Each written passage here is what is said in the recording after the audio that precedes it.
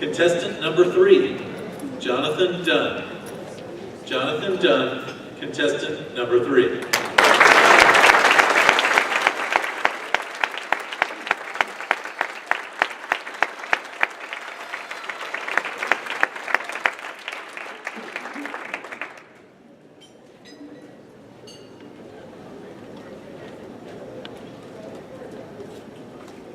It's what's on the outside.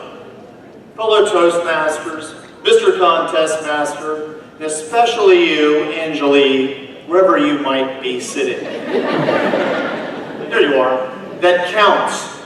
And I don't know about being on the outside what counts, Angelie, but I know on the inside of that speech, there was an amazing skeleton for a wonderful, humorous speech involving a lot of real-world problems that people are dealing with these days. And on the skeleton of that speech, you had an amazing structure, you had amazing content and delivery. They're all aspects that we're going to examine tonight. Because we're going to take what's on the inside of that speech and make the outside count and even get even more laughs.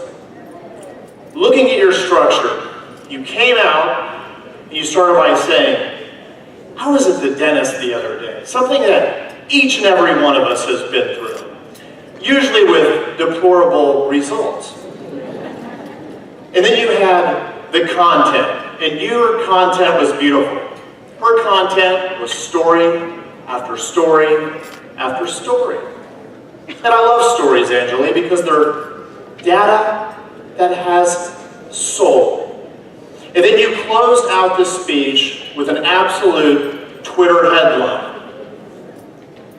When all else fails, there's always denial. And I want to dress that introduction up just a little bit. I want to think of this like a rock concert. You're coming out with your best material. It was Monday morning. I was stuck in rush hour traffic. And I wasn't going to my job. I was going to something much worse. The dentist. So think of theatrical choices. And your content. Once again, you had another awesome soundbite statement. Young and stupid. Your entire speech, Angelie, was like an episode of Seinfeld. Just obvious things that were very funny. One way, this is a big audience. More intimacy is what I want to see you improve on. And how I want to see you improve on that is using the IU ratio. Less I's, more U's. Would you rather be old? Would you rather be young and stupid? It would have felt like you were having a water cooler conversation with us. And lastly, your delivery. I did notice your nose up here in this jail-type lighting. But your hands, I was at a symphony orchestra back in '97, and your hands, Angelie, totally reminded me of the maestro that evening. Your energy was fantastic. Angelie, I don't know if what's on the outside that matters really, but I want to thank you for sharing with us some funny insights from your inside. Because in this troubled world, you raise the energy level up. Mr. Contest Master.